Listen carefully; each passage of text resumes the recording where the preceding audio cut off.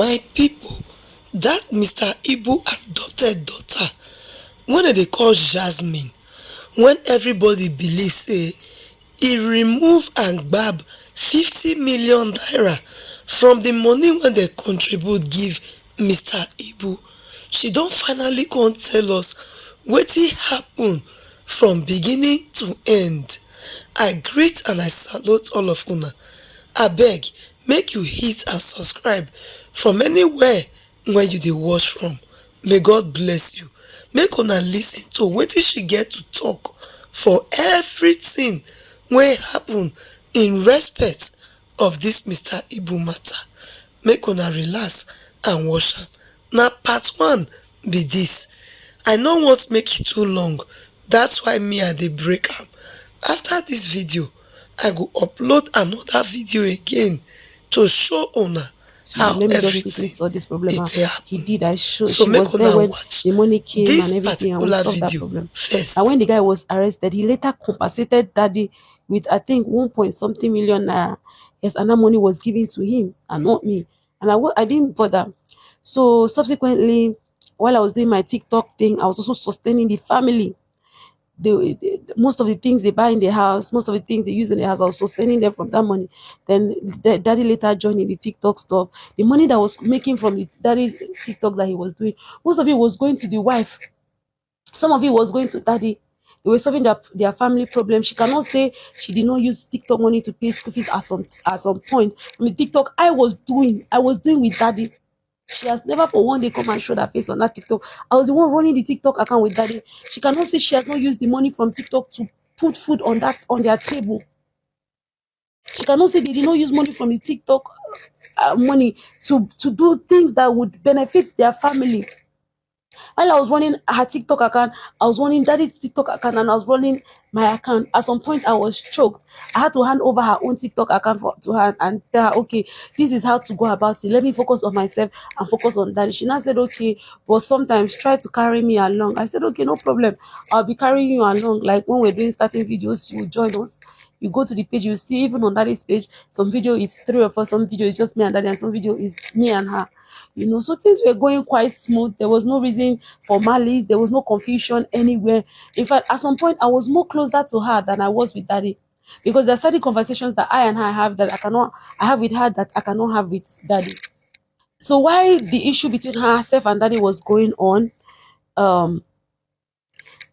at some point she started bringing up issue of daddy selling his property, some of his property he had, so that they can be able to fit some bills, as they were not meeting up with bills. So at that point, daddy was so, I don't know, for some reason he was unwilling to sell property. Maybe he was hoping that a job will come along, something somewhere that things will work out eventually. And also when we came back, daddy complained about the cars he left in the house, that all the cars were sold and none of them were remitted to him. In fact, that was the first issue they had in the house then. He was asking about the cars, what happened to all the cars, that all the cars were sold and none of the money, he made it quite an issue that none of the money was remitted to him.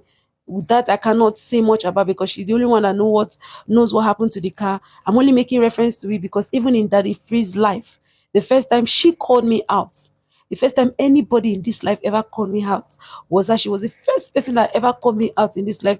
I've never had to have issue with anybody on social space. So the first time anything like that happened was when she came out and said, oh, this is, I'll trace it back. That's why I'm starting this whole story from the beginning, so that I'll link it up to how we got to this place. Daddy came out and also made reference to that his cars that were missing under the freeze life. So I'm sure it's something that some people, if you watch the video, you'll be familiar with.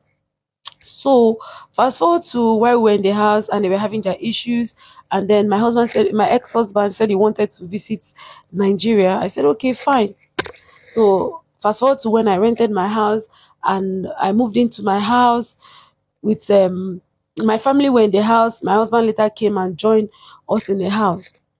So after I moved in, when my ex-husband came, he wanted to see daddy. Around that period, as soon as I left the house, it wasn't long after I left the house. One day she called me, she was crying on the phone that daddy said he wants to leave again.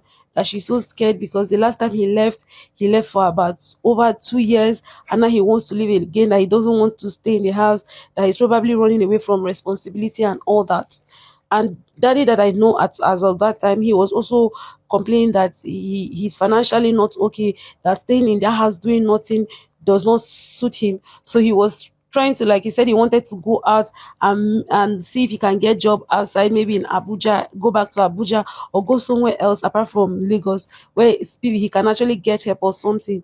So daddy later moved out of the house. He went to somewhere in Ibafo.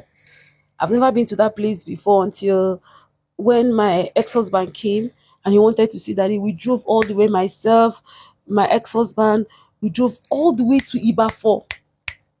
When we went there, there was a building, and there was one guy, I don't want to mention his name. There was one guy that was there, that he was living with that guy, and there were so many people again in that house.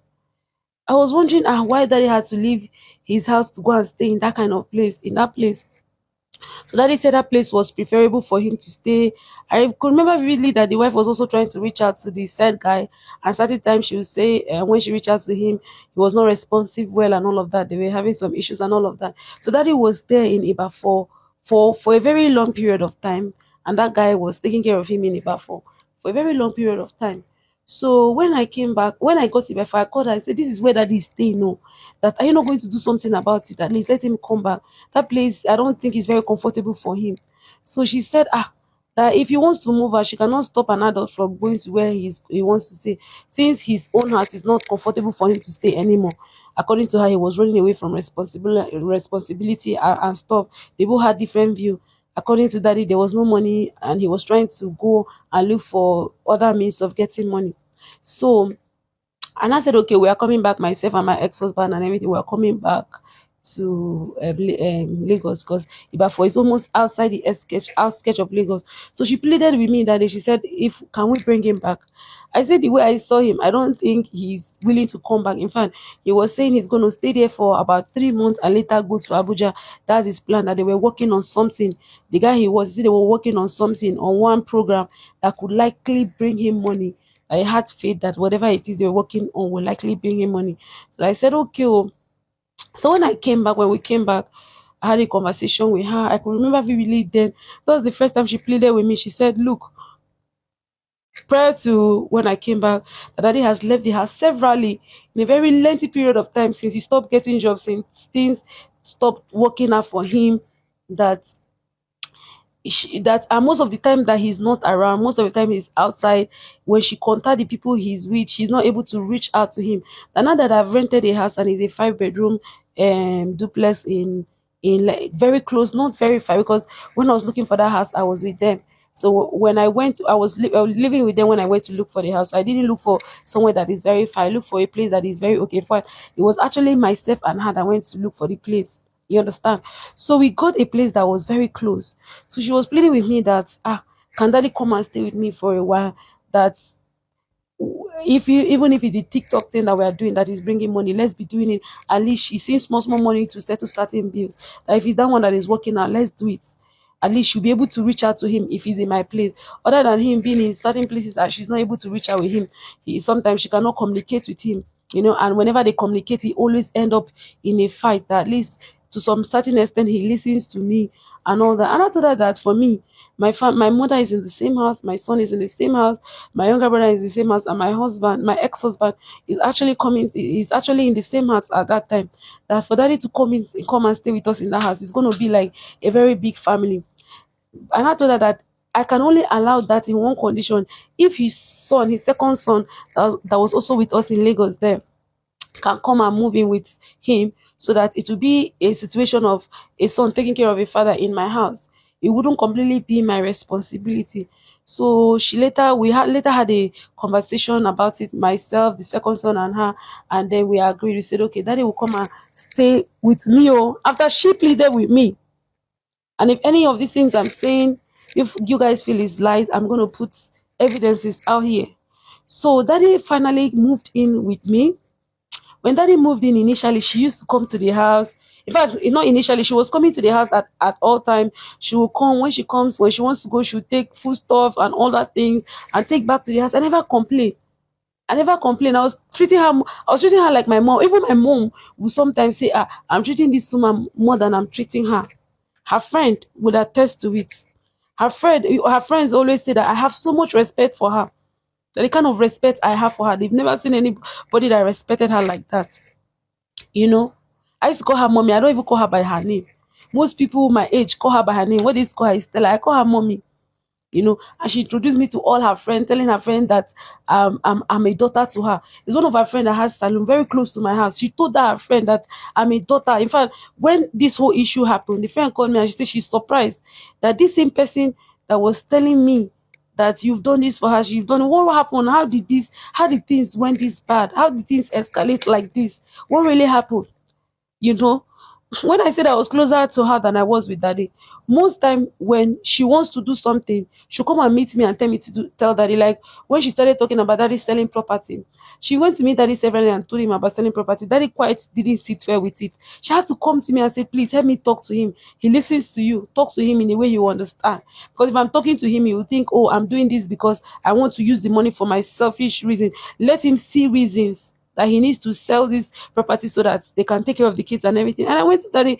I quite cried for him. I said, please look at the situation the family is right now. The reason people own property is so that when things are bad for them, they can be able to sell the property and settle some of their issues. At one point, okay, fast forward to when daddy started living in the house, she was coming, she will come and go and all that. Fast forward to when she now said he should sell the property, one plot of land. Now, this is when the matter became tricky. So when daddy moved in, not so long, she started pleading that daddy should sell a plot of land. I still have some of the communication on WhatsApp and everything when she was even sending me screenshot of a copy of where the land is and everything. And that land, somebody was in charge of the land, you know. So daddy sold that land. When daddy sold that land, they both agree on a certain amount of money. I think that land was sold for about 3 million naira. She said she wanted daddy to give her 1.5 million naira or 2 million naira. Daddy said what he was able to give her around that period was 700,000. So she kept insisting that out of the 3 million naira he should. Okay, the money that even came was not up to 303 million naira because the person that sold the land took his own percentage of about 200,000 naira. So the money that came was about 2 point something million. And she said out of that 2 point something million, she wanted daddy to give her about 2 million plus. I know why I'm talking in details because I want you guys to really understand certain things you know. So when daddy now finally accepted to give her 700 and she called me again. Say, Jasmine, please talk to him now. Talk to him. And I don't know how she calls him, how she address him is this man. That is what if you check all our chat, is this man. In our message, in our conversation, mostly how she addressing me, talk to this man now and talk to this man. At least let him do let's use this money for something useful and all of that, you know. So daddy now said, okay, he was going to give 700,000. At some point, I was like, okay, daddy, let's be reasonable at least. Let's at least clear the children's school fees, add it to whatever that is coming up from TikTok, clear the children's school fees and all that. So I can't remember per se how much daddy said sent that period, but I'm sure it was either 1 million or 1 million plus. After daddy now sent that money to her, the next day, she started calling that she wanted 12,000. After that, he had sent over a million naira or a million naira to her, that she wanted 12,000. She called him that he was lambasting her on the phone, that she wanted me to go and talk to him again. And I said, Mommy, this one, I will not involve myself. The house is not far. You can either take she has of course she has a car. Then I said you can either take a car and come to the house and convince him yourself to send you the 12,000, because I know what it was for me to even talk about making that 700,000 1 million now for me to go back and ask him for 12,000 just a a day later. I cannot do it. So she got pissed. She started calling me. At some point, I said, okay, let me go and talk to daddy. I went to talk to daddy. Daddy said, that even this money he's keeping, he's not going to spend it. There's also keeping it for food and everything if they need anything. Because while he was in my house, he's feeding his hospitals, because after he came from hospital, of course, we're still buying hospital to regulate his heart and everything. So the medications he was taking for his heart from the hospital actually, what's the name of this hospital? Living Heart Hospital is there. Go and make inquiries. I was always going to that hospital, Living Heart Hospital, to make sure that he was okay. I was always buying his drugs every two weeks. You can go there and make inquiries. The receipts are there in that hospital. While he was in my house, all the hospital, all the medicine they wrote for him to be taken from that previous hospital, I make sure he never missed any of his drug for one day. So he said, the money that was remaining, that he was actually going to give it to her, but at least she should give it some time, that he just gave her 1 million, that's their issue. So she started calling me. I told her that, I've tried to talk to daddy about sending you extra 12,000. The same thing he told you, the same thing he told me, that he's unwilling. She called the son. The son tried to talk to daddy, and daddy was still unwilling to send her 12,000 naira. That how can he send 1 million today? Just yesterday that she's asking for 12,000 naira. The next thing, there's this other girl. I don't want to give her cheap publicity. There's this other girl that, in fact, I don't even, let me not just give her any publicity at all. There's this other girl, she went on daddy's Instagram. She started insulting me on daddy's Instagram, threatening my life and saying all sorts of things. And this was the same girl daddy's wife was warning me about, telling me, oh, this girl, this is what